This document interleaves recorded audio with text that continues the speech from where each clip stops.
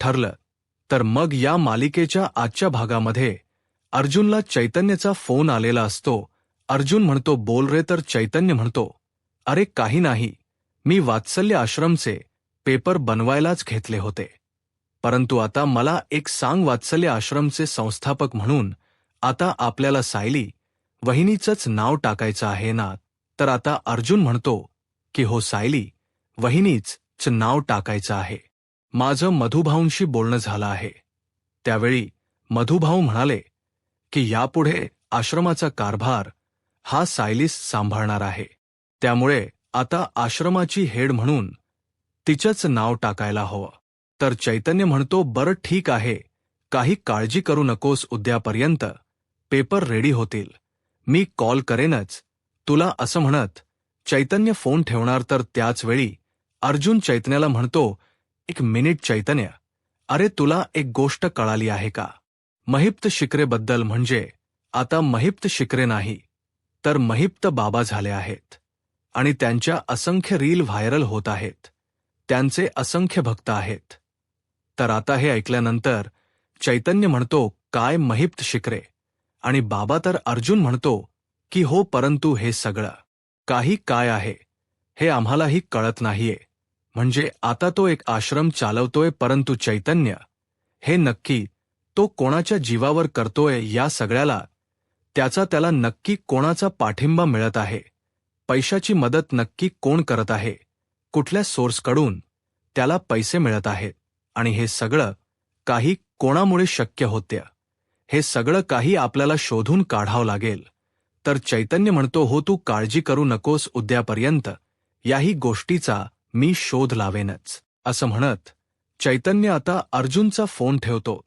तर आता अर्जुन विचार करत म्हणतो की महिप्त बाबा आता नक्की आला. फंडिंग कुठून होते हे शोधावंच लागेल.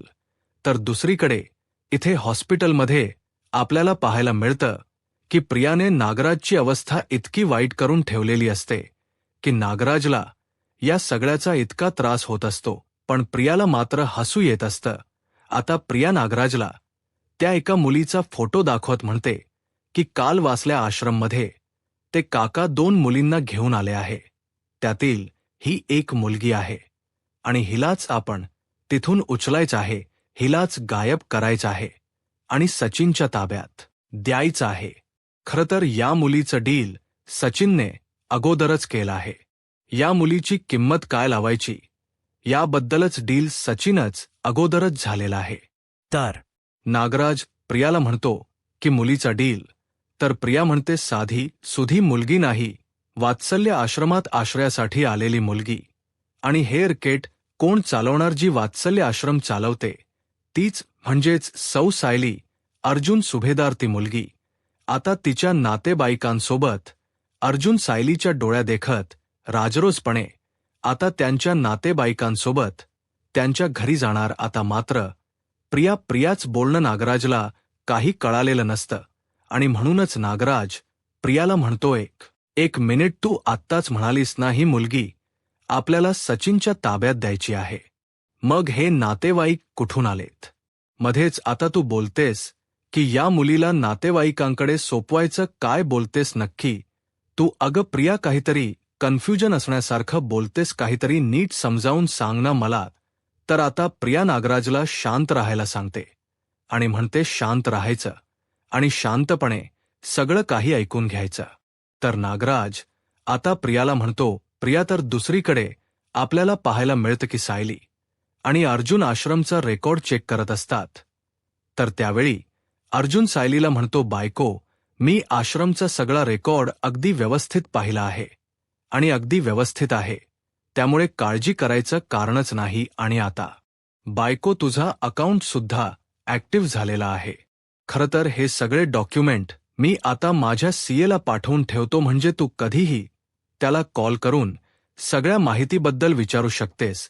आता इथे अर्जुन सायलीशी बोलत असतो, पण सायली मात्र कुठल्या तरी विचारात हरवून गेलेली असते. अर्जुनच्या बोलण्याकडे तिचं साधं लक्षही नसतं. तर त्यावेळी आता अर्जुन सायलीला म्हणतो बायको काय झालंय, कुठे आहे तुझं लक्ष? असं म्हणत तिला भानावर आणत म्हणतो बायको, मी जे काही बोलतो त्याकडे लक्ष आहे ना? तर सायली अर्जुनला म्हणते की या सगळ्या मुलांना ना आपण निदान कुठून आलोय हे सगळं आठवते तरी त्यांना त्यांचे आईवडील तरी आठवतायत, पण मला तर काहीच आठवत नव्हतं. मधुभाऊंना मी ज्या दिवशी सापडले त्या दिवशी मधुभाऊंनी माझ्याशी बोलण्याचा प्रयत्न केला, या सगळ्याबद्दल मला विचारण्याचा प्रयत्न केला, परंतु त्या दिवसाबद्दल मधुभाऊ माझ्याशी बोलले किंवा मी जर आठवण्याचा प्रयत्न केला तर मला त्रास व्हायचा. मी तर कधी स्वतःचे फोटोसुद्धा बघू शकत नव्हते, कारण मला खूप त्रास व्हायचा. आणि त्यामुळेच माझ्या गाठोड्यात नक्की काय आहे हे मधुभाऊनी मला कधी दाखवलंच नाही. आणि म्हणूनच माझे आई बाबा सापडायला बरोबर 25 वर्ष लागली. तर आता अर्जुन सायलीला म्हणतो, हो, परंतु 25 वर्षानंतर का होई ना, पण तुझे आईवडील आता तुझ्या जवळच आहेत ना, तुझ्या सोबतच आहेत ना. तर सायली म्हणते, हो, हे सगळं काही मला मान्य आहे, परंतु या मुलांच्या बाबतीत उशीर व्हायला नको. तर दुसरीकडे प्रिया तिचा प्लॅन नागराजला सांगत म्हणते, काय आहे ना, तुमच्या डोक्यातील मेंदू आहे ना, तो जरा सडला आहे. अहो, तुमच्या इतकंही लक्षात येत नाहीये का आपण त्या मुलीला तिच्या नातेवाईकांकडे देणार, तिला आपण किडनप करणार आहोत, तिला आपल्या ताब्यात घेणार, म्हणजे तिला जो नातेवाईक आणायला जाणार तो आपलाच माणूस असणार ना. आता तर माझ्या सोर्स कडून मला माहिती मिळाली आहे आणि आता ती माहिती त्याला फक्त बोलायला लावायची, म्हणजे तिथे गेल्यानंतर तो खराखुरा नातेवाईक वाटायला हवा. आणि आता हा खराखुरा नातेवाईक वाटावा यासाठी मला महिप्त शिकरेची मदत हवी आहे, कारण महिपतच्या ओळखीचा नक्कीच कोणतरी अधिकारी असेल की ज्याच्यामुळे हे खोटे कागदपत्र आपल्याला बनवून घेता येईल. म्हणजे एखादे इन्स्पेक्टर साहेब वगैरे असतीलच ना ओळखीचे. तर त्यावेळी नागराज म्हणतो, पण नक्की कोणते पेपर बनवून घ्यायचे आहेत. तर प्रिया म्हणते, असा FIR बनवून घ्यायचा आहे जो काही वर्षापूर्वीचा असेल, असा काही वर्षापूर्वीचा FIR की ज्यामध्ये ती मुलगी मिसिंग आहे असं तिच्या वडिलांनी किंवा त्यांच्या नातेवाईकांनी कंप्लेंट केलेली असावी, FIR नोंदवलेली असावी. आणि ज्या दिवशी आपला माणूस या मुलीला आश्रमातून घ्यायला जाणार आहे त्या दिवशी जर FIR आणि इन्स्पेक्टर साहेब त्या माणसासोबत असतील तर हे सगळं काही सोपं होणार नाहीये का, कारण अर्जुन सायली असा हलगर्जीपणा करणार नाहीत, पोलिसांशिवाय कुठल्याही मुलीला ताब्यात देणार नाहीत.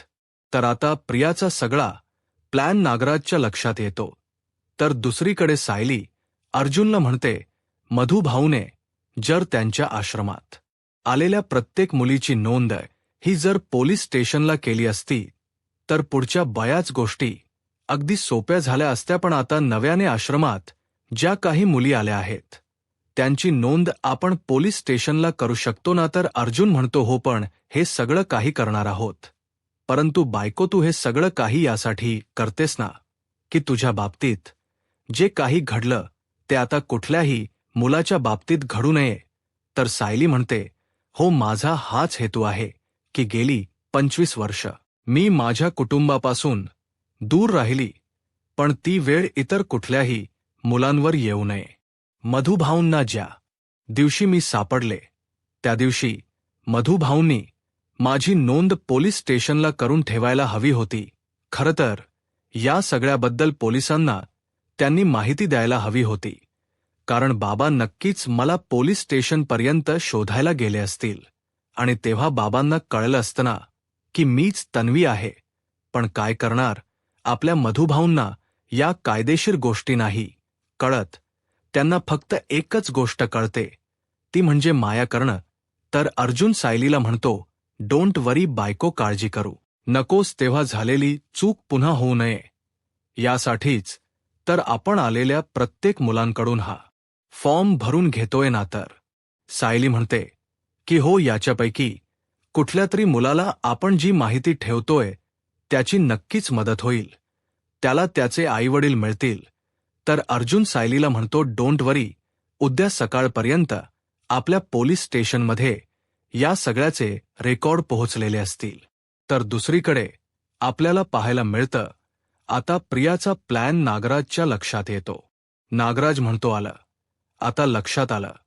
थोडं थोडं आता कळते मला, म्हणजे तुझा प्लॅन आता मला थोडा थोडा कळतोय. म्हणजे आता सगळ्यांना वाटेल सायली, अर्जुनला वाटेल की ती मुलगी तिच्या कुटुंबासोबत सेफ आहे, परंतु खरं तर ती मुलगी सचिनच्या ताब्यात असेल.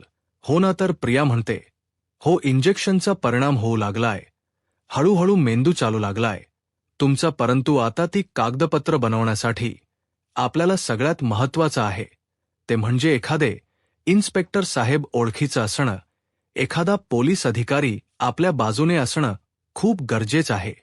त्यामुळेच मला आता तुमची आणि महिपतची मदत हवी आहे. तर आता नागराज प्रियाला म्हणतो, महिपतच्या ओळखीचा एखादा पोलीस नक्कीच असेल की जो आपल्याला या सगळ्या कामात मदत करेल. त्यामुळे मी महिपतशी नक्कीच बोलून घेतो.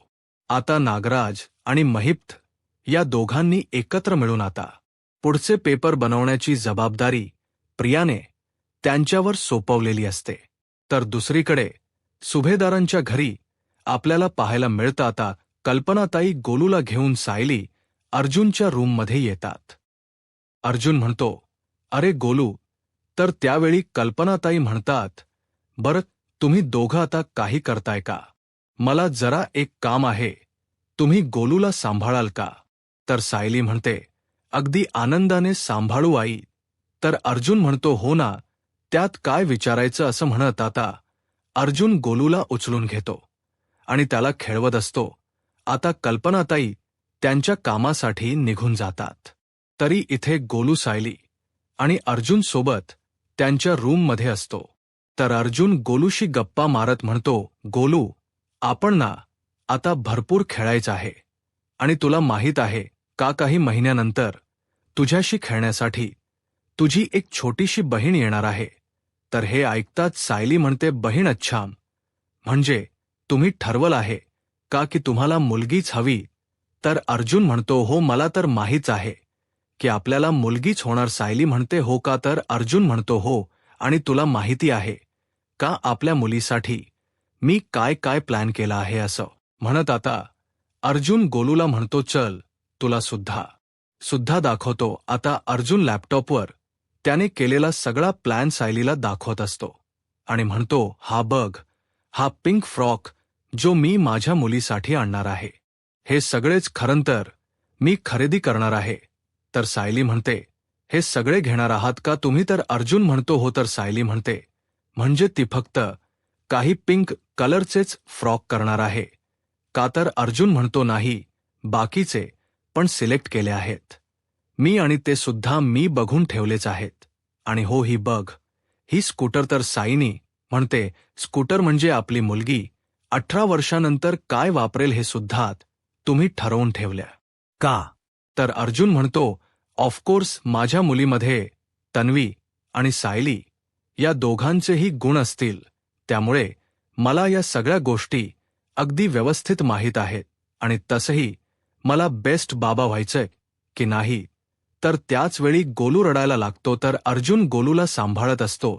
तर सायली अर्जुनला प्रश्न करत म्हणते, पण समजा आपल्याला मुलगा झाला तर अर्जुन म्हणतो, ऑप्शनच नाही, मला माहीत आहे की आपल्याला तुझ्यासारखी म्हणजे सायली आणि तन्वीसारखी अगदी गोड मुलगी होणार आहे. असं म्हणत आता अर्जुन गोलूला सांभाळत असतो. गोलू रडत असतो तर अर्जुन त्याला खेळवत असतो आणि त्याच वेळी अर्जुन शांत होतो आणि म्हणतो, गरम गरम काहीतरी फील होते असं म्हणत अर्जुन गोलूला म्हणतो, गोलू काय केलेस तू? तर त्यावेळी सायली हसतच म्हणते, आपल्याला ज्यावेळी मुलगी होईल त्यावेळी तुम्ही तिला सुद्धा असंच विचारणार का? गोलू, तू अगदी छान केलेस, परंतु हो, आता तुम्ही या सगळ्या गोष्टींची सव्य करून घ्या. अर्जुन म्हणतो, हो, सव्य तर करून घ्यावीच लागेल. तर गोलू रडताच अर्जुन म्हणतो की हो, करूयात असं म्हणत आता सायली मात्र अर्जुनची मज्जा घेत असते. तर दुसरीकडे आश्रमात आपल्याला पाहायला मिळतं सर्वजण एकत्र जेवणासाठी बसतात आणि श्वेता त्या सगळ्यांना जेवण वाढत असते आणि जेवण वाढत असताना ती मुलांची चौकशीही करत असते. आता श्वेता मानसीला विचारते, मानसी अभ्यास झालाय ना सगळा? तर मानसी म्हणते की हो श्वेताताई, माझा अभ्यास झाला आहे. तर श्वेता म्हणते, आता तुला तुझ्या मैत्रिणींना सुद्धा सांभाळायचं आहे, त्यांची सुद्धा काळजी घ्यायची आहे. म्हणजे त्यांना सुद्धा हे आश्रम आपलंच वाटायला हवं. म्हणजे तुला कसं हे आश्रम म्हणजे तुझं स्वतःच घर वाटते, मग त्यांना सुद्धा अगदी तसंच वाटायला हवं. तू घेशील ना त्यांची काळजी? तर मानसी म्हणते की हो, खरं तर आमची सगळ्यांचीच खूप छान मैत्री झाली आहे. माझी पुस्तक सुद्धा मी त्यांना दाखवलीत.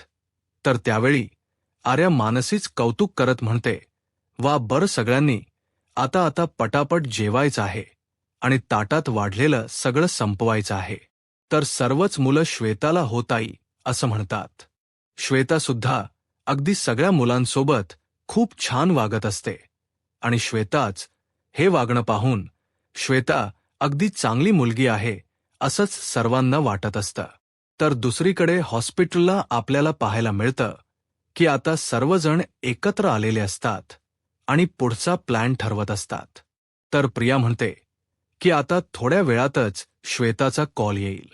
ती जे काही सांगते ते सगळं काही नोट डाऊन करून घे. तर राकेश म्हणतो की हो. तर प्रिया म्हणते, आपल्याला त्यानुसार प्लॅन करता येईल असं म्हणत आता सर्वजण श्वेताच्या फोनची वाट बघत असतात.